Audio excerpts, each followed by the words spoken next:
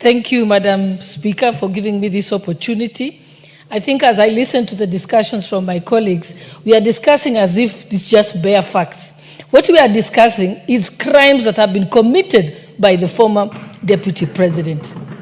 His crime are offenses that are set out in the National Cohesion and Integration Commission Act.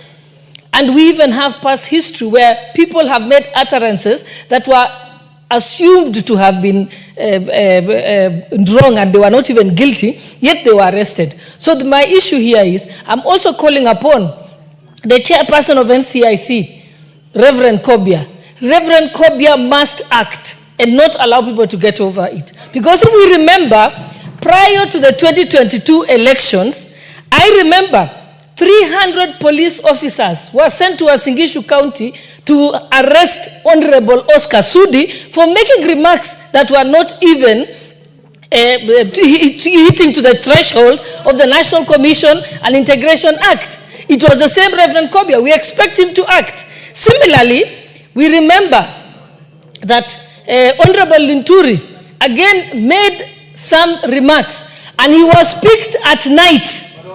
Yes, he mentioned that word in Uasin Gishu, and he was picked swiftly by the by the police and ferried to Nairobi at night for arrest. The same thing happened to Oscar Sudi. Why is it that the former Deputy President has not been arrested? In fact, this House must hold the National Cohesion and Integration Commission to account, because they cannot have double standards when it comes to deal with people. You need to read the National Cohesion and Integration Act.